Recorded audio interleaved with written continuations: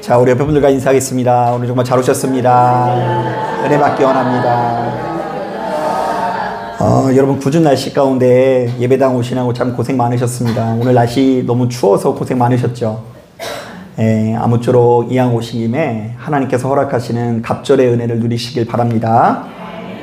그러기 위해서는 이제 다른 것보다 가장 중요한 이 신앙의 본질에 이렇게 충실해서 좋은 설교를 듣는 것도 중요하지만 하나님 앞에 참된 예배자로 세워질 수 있는 저와 여러분들 되시기를 주님의 이름으로 축복합니다. 열왕기하 4장에는 엘리사가 행한 총 4가지 기적 이야기가 담겨 있는데요. 자, 먼저 엘리사가 빚 때문에 고통당하는 과부를 돕는 이야기가 나오고요.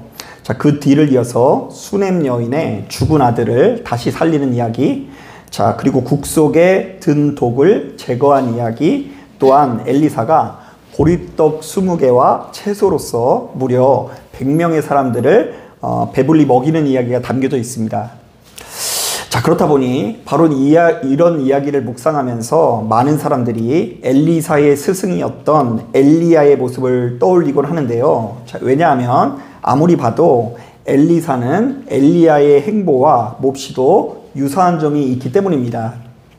자, 그도 그럴 만한 것이 실제로 열왕기상 17장을 보면 이 엘리야를 통해 밀가루가 떨어지지 않고 배불리 먹는 이야기가 담겨 있죠. 자, 그런데다가 사르밧 과부의 죽은 아들이 다시 살아난 이야기가 연이어 나오지 않습니까?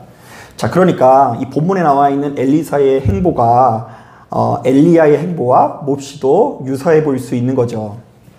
자, 하지만 엄연히 따졌을 때 열왕기서의 기자는 이 두 선지자의 사역이 참 비슷하면서도 묘한 차이가 있다고 증언하는데요. 자, 결론부터 이야기하면 엘리야는 주로 바알을 섬기는 세력들과 대결하고 그들에게 승리하는 사역에 초점을 두었다고 한다면 엘리사는 가난한 자, 낮은 자, 이름 없는 자들에게 훨씬 더 가까이 다가간 측면이 있습니다. 자, 이것은 오늘 우리가 읽은 이 본문도 마찬가지인데요. 자, 엘리사는 당시 과부 가운데 당시 시대 가운데 큰 공경에 처한 과부를 외면하지 않고 그를 끝까지 돕고자 합니다.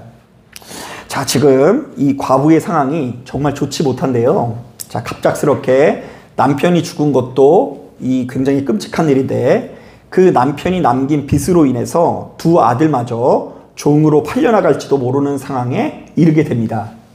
자, 그러자 이 여인이 엘리사에게 가서 그 속사정을 털어놓게 됩니다.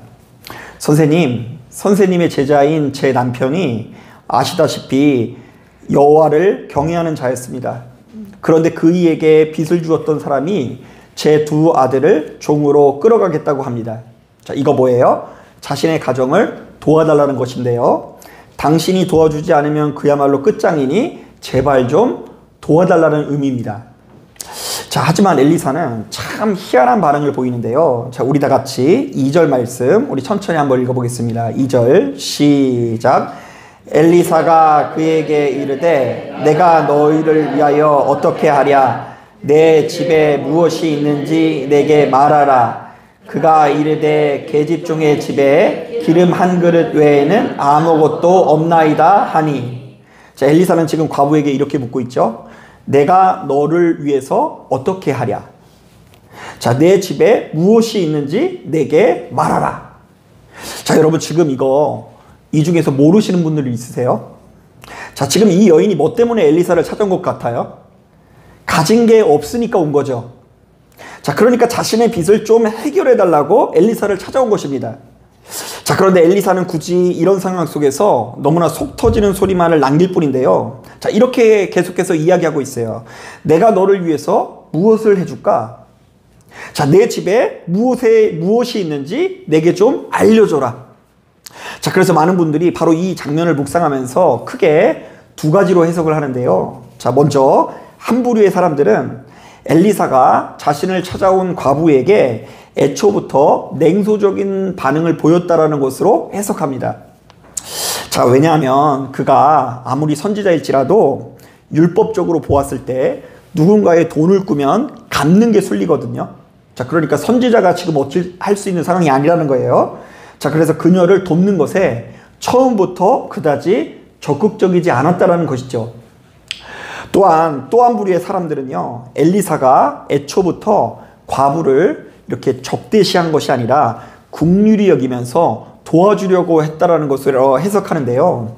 자, 왜냐하면 여러분 기억나실지 모르겠지만 우리가 지난 시간 열왕기상 3장 말씀을 보니까 엘리사가 자신을 찾아온 여호람 왕에게 좀 무섭게 말해요? 아니면 좀 친절하게 말해요? 무섭게 얘기하지 않습니까? 그가 왕 앞에서는 이렇게 이야기해요. 내가 섬기는 만군의 여호와께서 살아계심을 두고 맹세하노니 내가 만일 유다의 왕 여호사밧의 얼굴을 봄이 아니면 그 앞에서 당신을 향하지도 아니하고 보지도 아니하였으리라. 자, 내가 지금 선한 왕이 있어서 당신을 상대해 주는 거지 너만 놓고 보면 별로 상대하고 싶지 않았다. 이렇게 이야기를 했어요. 자, 이에 반해서 본문에 담긴 엘리사의 태도는 상당히 호의적으로 보인다는 것입니다. 자, 그런데 지금 이 엘리사가 보이는 태도를 이 두 가지 중에 어떻게 해석하든지 간에 본문의 메시지는 크게 달라지지는 않습니다. 자, 먼저 첫 번째 관점에서 설명하자면 엘리사가 빚을 반드시 갚아야 한다라는 율법으로 인해서 상당히 난처함에도 불구하고 어떻게든 약자를 도와주었다라는 점에서 본문은 하나님의 선하심을 드러내고 있다고 볼 수도 있고요. 또한 두 번째 관점에서 설명해 보자면 엘리사는 여호람 왕보다 가난한 과부를 훨씬 더 존대하는 모습을 통해 본문은 이 하나님의 선하심을 드러낸다고 볼 수 있습니다. 자, 어쨌든 오늘 우리가 읽은 본문은 예수 믿는 우리들에게 이런 메시지를 전하고 있어요. 자, 한번 따라해 보겠습니다. 하나님께서는 참 좋은 분이시다. 한 번 더 따라하겠습니다. 하나님께서는 가난한 자를 외면치 않으시고 그들을 구원하길 원하신다. 예. 지금 이 본문의 말씀은 어떻게 해석하든지 간에 하나님께서 가난한 과부를 외면치 않고 그들을 구원하길 원하신다라는 하나님의 속성이 담긴 말씀이라고 할 수 있어요. 자, 그런데 바로 이런 관점에서 이 본문을 꼼꼼히 묵상해 봐도 선하신 하나님께서 당신의 백성들을 구원하는 방식이 참으로 독특하게 느껴지는데요. 자, 사실 지금 우리가 이 가난한 과부의 입장이라면 하나님께서 어떤 방식으로 응답해 주실 것을 기대할 것 같으세요? 자, 아주 간단합니다. 여러분 혹시 아이들이 보는 동화에 알라딘이라는 동화 아세요? 이제 거기 보면 이 램프의 요정 진이라는 게 나오는데요. 얘가 얼마나 요물인지 모릅니다. 자, 주인공 알라딘이 어느 날 요술 램프를 얻게 되는데요. 바로 이 요술 램프를 문지르면 램프의 요정이 갑자기 나타나서 주인님 소원을 말씀하십시오 이렇게 얘기해요. 자, 그랬더니 이 현명한 알라딘이 첫 번째 소원을 빌어가지고 큰 부자가 되고요. 두 번째 소원을 빌고 소원을 그 일대에서 가장 미녀인 자스민 공주와 결혼할 수 있도록 왕자가 되게 해달라고 기도를 해가지고, 기도를 한 건 아니죠. 목사여서 그래요. 목사여서. 그 램프의 요정 지니한테 부탁을 해가지고 이 소원을 들어주는 이야기가 담겨 있습니다. 왕자가 됩니다. 왕자가. 그지에서 왕자가 돼요. 자, 여러분 어때요? 참 부럽지 않습니까? 자, 우리들에게도 바로 이런 요술 램프가 있으면 좋을 것 같고요. 요술 램프가 아니라고 하면요, 도깨비가 들고 있는 뭐요? 방망이 하나 있어서 은 나와라 뚝딱, 금 나와라 뚝딱 하고 있는 것이 우리들의 소원입니다. 자, 그런데 오늘 본문을 보니까 하나님께서는 엘리사를 통해 가난한 과부를 도우시되 우리의 기대와는 전혀 다른 방법과 방식으로 도우시는데요. 자, 우리는 이 과정에서 크게 네 가지를 주목해야 합니다. 자, 먼저 2절을 보니까 하나님께서는 엘리사를 통해 가난한 과부에게 무엇이 필요한지를 생각해 보게 하셨다는 것을 주목해야 합니다. 자, 지금 엘리사가 과부에게 이렇게 말합니다. 자, 한번 따라해 보겠습니다. 내가 너를 위하여 어떻게 하랴. 자, 여러분 우리는 바로 이 장면을 묵상하면서 수시로 하나님께서 어떤 분이신지를 생각해 보고 그분에게 무엇을 구해야 되는지를 잘 정립해야 됩니다. 자, 하나님께서 정말로 선하신 분이시기 때문에 우리도 하나님께 그러한 속성에 맞는 요구를 해야 돼요. 하나님 내 마음에 안 드니 저 사람 한 대 쳐주시옵소서 이렇게 기도를 하면 돼야 한대요? 그렇게 기도하면 안 된다라는 거예요. 또한 2절부터 3절을 보면 하나님께서 엘리사를 통해 가난한 과부가 현재 무엇을 가지고 있는지 또한 무엇을 할 수 있는지를 돌아보게 하셨다라는 것을 주목해야 합니다. 자, 엘리사는 과부에게 이렇게 말하는데요. 다시 한번 따라해 보겠습니다. 내 집에 무엇이 있느냐? 자, 한 번 더 따라하겠습니다. 이웃에게 그릇을 빌리되 조금 빌리지 말라. 자, 바로 이런 점에서 예수 믿는 우리들이 지금 하나님께 기도하되 내가 가지고 있는 것을 고려하지 않고 내가 할 수 있는 것을 조금도 고려하지 않는 것은 성도로서 올바른 태도가 아닐 수 있는데요. 하나님께서는 오늘날 이 시대를 살아가는 우리들에게도 이렇게 물으실 것입니다. 내 집에 무엇이 있느냐? 내가 지금 이 상황에서 무엇을 할 수 있느냐? 자, 그러니까 여러분, 하나님께 무엇을 달라고 하기 전에 지금 내가 여기서 무엇을 할 수 있는지를 점검해 볼 수 있어야 한다는 이야기예요. 자, 그리고 4절부터 6절을 보니까 가난한 과부가 엘리사의 요구에 철저히 순종을 할 때에 응답이 왔다는 것을 주목해야 하는데요. 자, 가만히 보면 이 과부와 아들들은 엘리사의 말에 순종해서 그 동네 이웃들에게 무엇을 빌렸어요? 그릇을 빌리고요. 그 그릇들마다 기름을 가득 채우는 수고를 감내해야 했습니다. 자, 아까 이야기했었던 요술램프 얼마나 좋아요. 이거 비벼가지고 그냥 나타나면 소원만 빌면 끝납니다. 자, 그런데 굳이 이 엘리사는 과부에게 무엇을 시켰다고요? 그릇을 가져와서 그 그릇에 가득 채우는 수고를 감내하게 해요. 자, 여러분, 이 열왕기서에는 실제로 이와 비슷한 내용이 또 하나가 담겨 있는데요. 여러분 혹시 나아만 장군 이야기 아세요?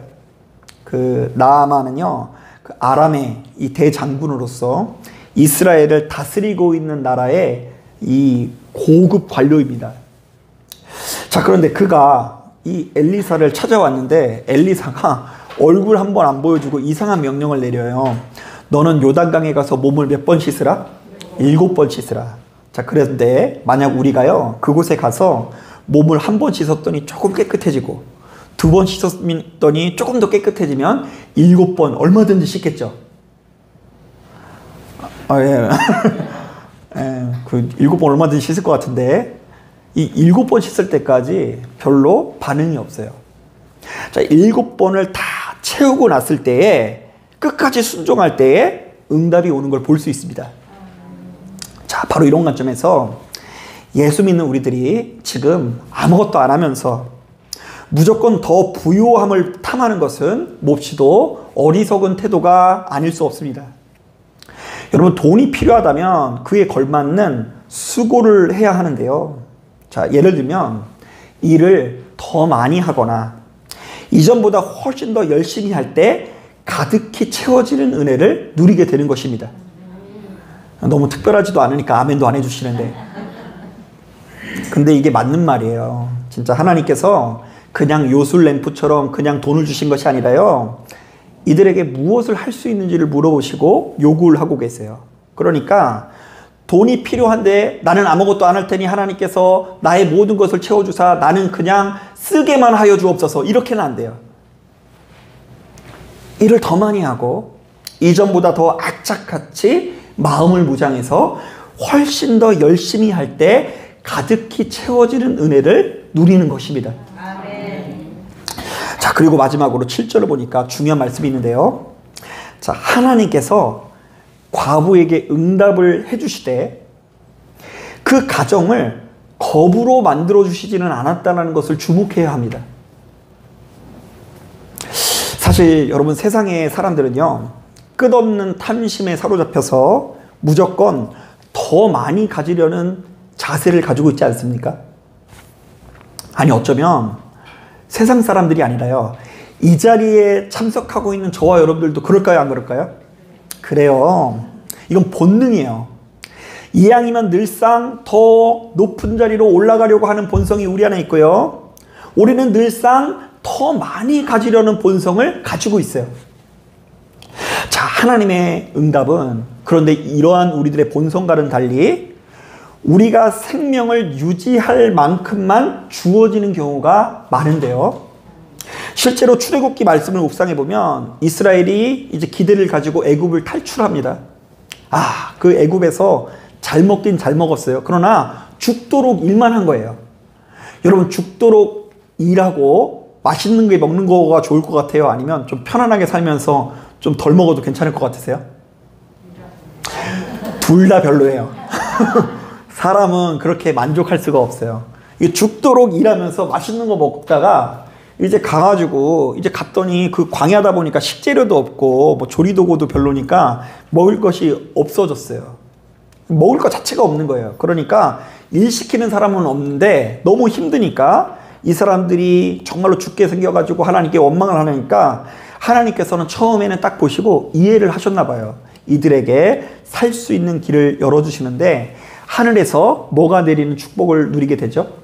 만나가 내리는 축복을 경험하게 됩니다. 자, 그런데 희한하게 거기서 또 본성이 드러나요. 그 만나를 그냥 먹고 아우 감사합니다 이러면 되는데 꼭 더 많이 창고에 쟁여놓으려고 하는 사람들이 나타나요, 안 나타나요? 나타나요. 그래서 결국 이 창고에 쟁여놓은 사람들은 자신이 원하는 것을 얻지 못하게 되는데요. 자, 그래서일까요? 주님께서도 우리에게 기도라는 걸 알려주면서 우리에게 이런 기도를 하게 하십니다. 오늘 우리에게 어떤 양식을 주시었고? 이 말은 뭐냐면 예수 믿는 우리들의 초점이 100년 뒤에 먹을 것이 아니라 언제요?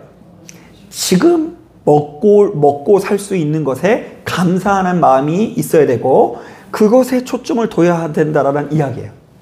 자, 그래서 여러분 제가 분명히 얘기하는데 어떤 경우에도 여러분들의 그러한 초점을 흐트리게 만드는 사람이나 조언이나 충고는 다 올바른 게 아니에요. 자, 지금 내게 무엇을 주시었고? 일용할 양식을 주시었고 일용할 양식이 있음에 감사합니다. 내가 지금 일용할 양식이 있으니 충분합니다라는 고백이 우리 안에 이어지는 것이 진짜 영성이라는 것입니다. 그리고 그것이 흔들릴 때에 우리는 여러 방법과 부분에 걸쳐서 우리의 인생이 큰 고통에 빠진다는 것을 아셔야 합니다. 그래서 이제 주기도문을 잘 묵상해 보면 그 일용할 양식을 구하는 기도가 사실은 하나님의 뜻이 이루어지는 것이고요.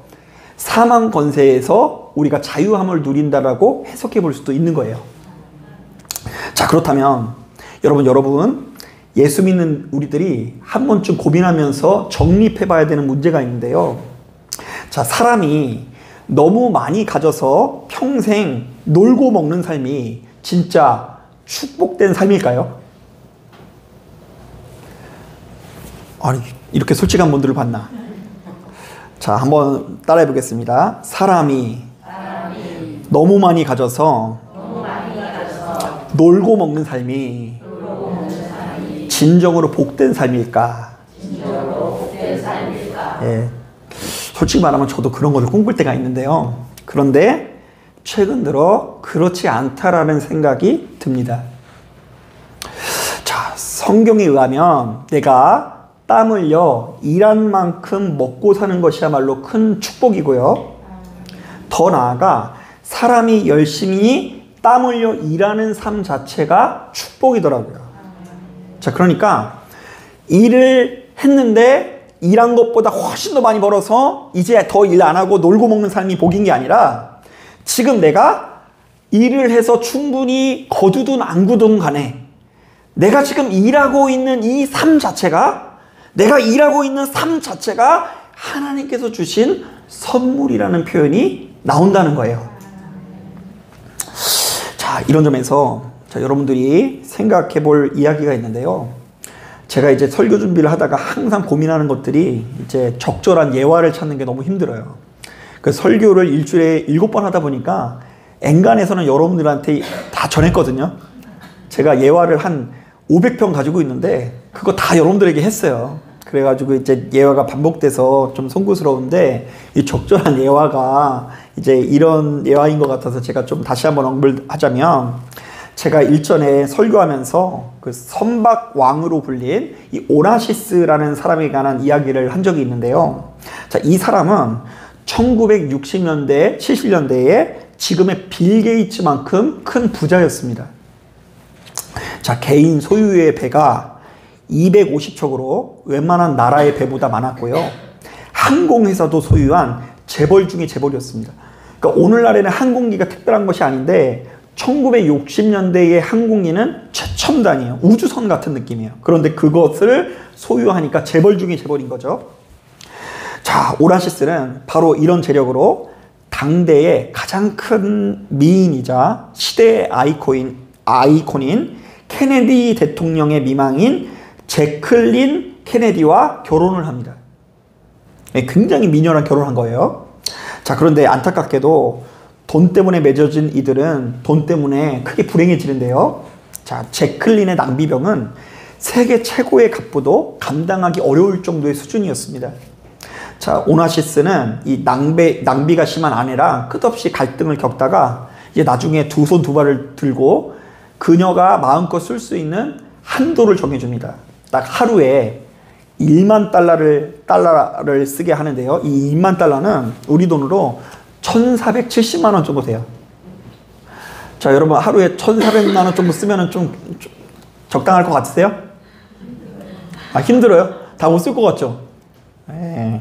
만약에 여러분들이 그렇게 용돈을 받으셨으면 저에게 좀 나눠주세요. 근데 이제 어쨌든 1,470만 원의 돈을 딱 해서 이 정도만 써 이렇게 얘기했어요. 여러분 이거 지금도 큰 돈이지만 1960년대 말에는요 이거 상상을 초월하는 액수였는데요. 그런데 이 제클린이라는 여인이 도대체 어디다 썼는지 모르겠는데 그 돈이 번번이 모자라서 그 남편과의 약속을 지키지 못했고요. 이로 인해서 부부관계가 파탄에 이르게 됩니다. 자, 게다가 이 오나시스에게는 이 여인과 결혼하기 전에 전 부인에게서 얻은 일남일녀가 있었는데요. 자, 아들은 아버지가 선물한 경비행기를 비행하다가 추락해 죽고요. 딸은 유부남을 가로채서 결혼을 했지만 3년 만에 이혼하고 7년 뒤 마약 중독으로 자살을 합니다. 또한 오나시스는 나중에 이 죽음을 얼마나 초라한 죽음을 맞이하는지 모릅니다. 자, 제클린에게 재산이 갈까봐 자신의 전 재산을 국가에 그리스에 헌납하고 죽었습니다. 지독하죠. 자기 아내한테 주기 싫어가지고 재산을 이 정부에 헌납하고 죽어요. 그리고 제클린에게는 당시 법정이 규정한 최소한의 상속액 재산의 4%만 남기는데요. 그래도 꽤 목돈인지라 이 제클린이라는 사람이 그 돈으로 자기 아이들에게 비행기를 사줬는데요. 그러나 그 비행기가 사고가 나서 아들 내외를 잃게 됩니다. 자, 그러니까 최고의 부자와 최고의 매력을 지닌 시대의 아이콘인 여자가 만났어도 그들의 만남에 영원한 안식은 없었습니다. 자, 오나시스의 많은 돈이 자신에게도 자식들에게도 안식을 주지 못했고요. 자녀들에게도 힘이 되지 못했습니다. 도리어 그의 돈 때문에 다투고 상처받고 결국에는 죽음에 이르게 되는 걸 볼 수 있어요. 여러분, 왕년에 돈 좀 많이 만져보신 적 있으세요? 우리는 없어서 다행이에요. 그죠? 그런데 여러분, 돈 많았을 때 영생을 누린 경험을 하신 적이 있으세요? 돈으로 영원한 생명을 누릴 수 없는 것이 우리의 인생인 것이 분명해요. 그런가 하면 제가 한번 또 언급을 한 적이 있는데요. 이 인터넷에 복권 당첨자의 저주라고 치면 항상 언급되는 인물이 있는데요. 2002년 미국판 로또라고 알려져 있는 이 파워볼 1등에 당첨된 잭 휘테커라는 사람의 이야기가 우리에게 널리 알려져 있습니다. 자, 바로 이 사람은 세금을 제외하고 무려 9,300만 달러의 상금을 타는데요. 우리 돈으로 따지면 무려 1,300억에 해당되는 로또를 당첨이 된 거예요. 야, 화끈하죠? 로또가 1,900원 돼야지. 이렇게 1,900원 돼야지. 우리나라는 뭐 당첨돼도 뭐 강남에 집 한 채 못 산다면서요. 자, 그런데 여러분 생각만 해도 좋지 않아요? 어느 날 갑자기 통장에 얼마가 들어왔다고요? 1,000억이 넘게 들어왔어요. 그러면 여러분 제일 먼저 뭘 할 것 같아요? 어우, 할렐루야.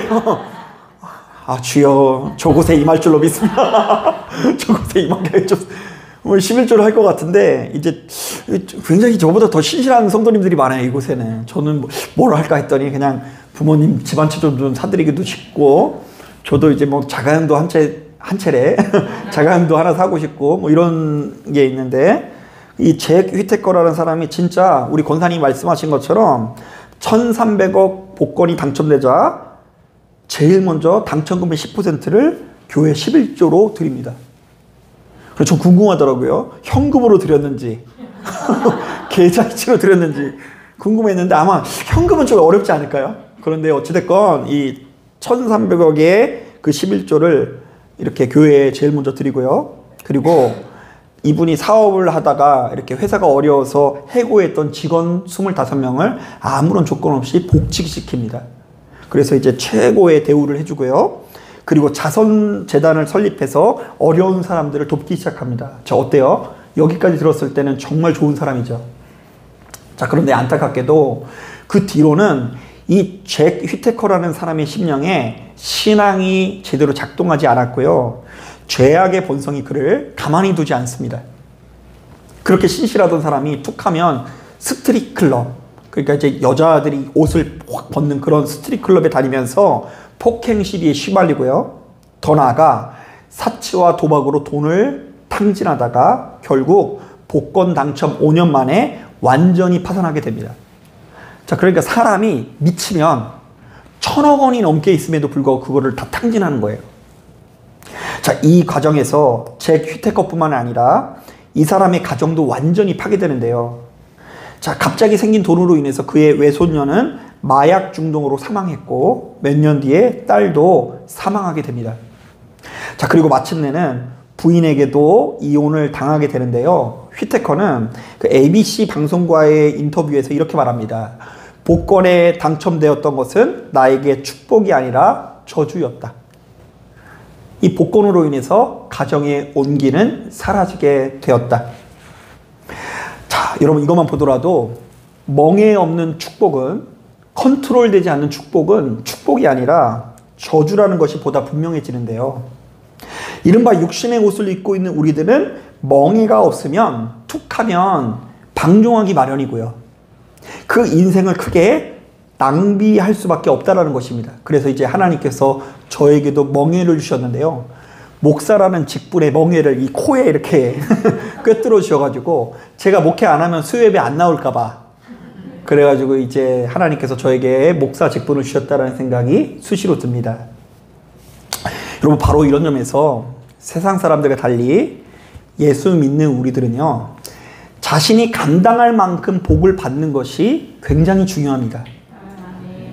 이른바 사람이 돈이 있어도 자신이 감당할 만큼 있어야지, 감당할 수 없을 정도로 많이 받으면 그것은 더 이상 축복이 아니라 언제든지 저주가 될 수도 있는 것입니다.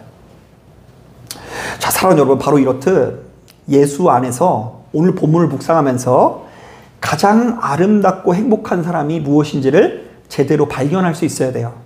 자, 가만히 보면 오늘 본문에 나오는 이 과부는 큰 부자가 됐다, 안 됐다?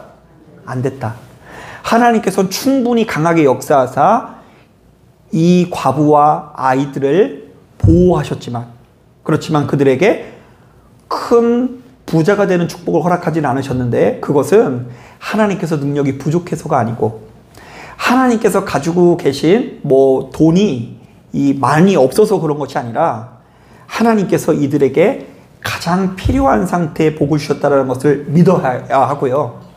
그리고 또 어떤 면에서 믿기지 않겠지만 여러분들에게도 그 복이 조카되어 안 조카되어? 그 은혜가 내게 어떠다? 예, 아까 그래서 일부러 그 찬양을 보는 거예요. 그 은혜가 내게 조카다. 아, 내가 지금 어떤 면에서 믿기 힘들지만 지금 내가 누리고 있는 지금 이 상황과 형편이 내가 하나님과 친밀히 교제할 수 있는 가장 큰 축복된 상태라는 것을 믿기 힘들지만 믿는 역사가 나타나게 되길 바랍니다. 자, 말씀을 정리합니다. 자, 오늘 우리가 읽은 이 본문을 보면 엘리사가 가난한 과부를 돕는 장면을 통해 크게 4가지 메시지를 전하고 있습니다. 자, 첫째, 하나님께서는 엘리사를 통해 가난한 과부에게 무엇이 필요한지를 생각해 보게 하셨다.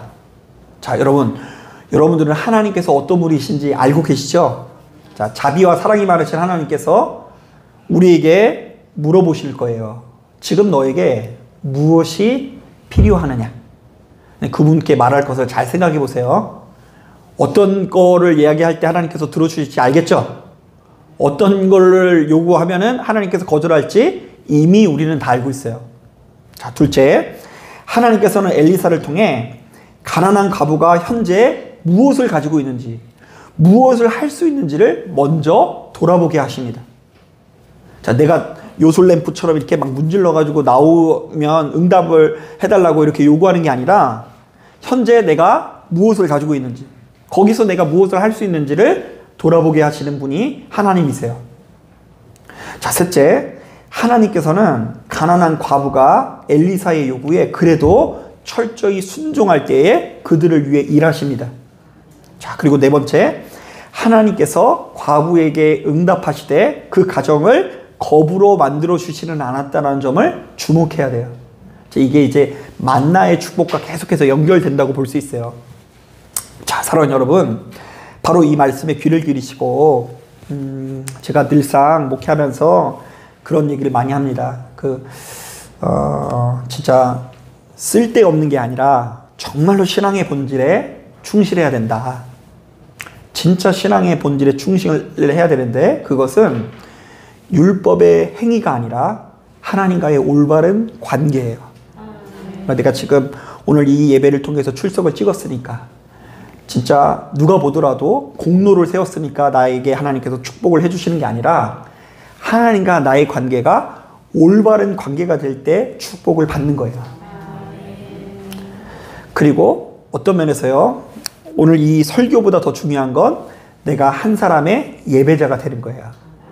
그래서 이제 너무 이제 교회를 다니면서 예배는 목사님의 말씀을 잘 듣는 거지, 그래 강의 듣듯이 잘 듣는 거야, 이렇게 생각하시는 분은 오히려 더 듣기가 어려울 수 있어요.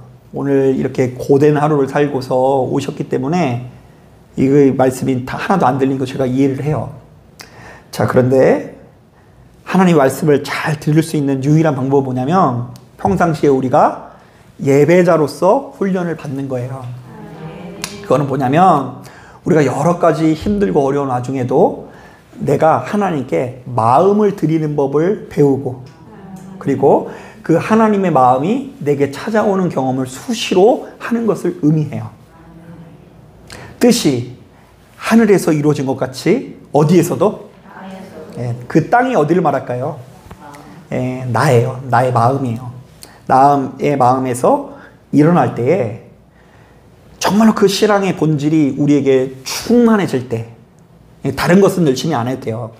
그 신앙의 본질에 우리가 충성을 다하면서 제대로 하나님을 배워나갈 때 우리가 더욱더 부유한 자가 된다는 걸 깨닫고, 시간이 지나면 지날수록 더욱더 하나님 안에서 생명을 누리시는 저와 여러분 되시기를 주님의 이름으로 축복합니다. 아멘. 자, 기도하겠습니다.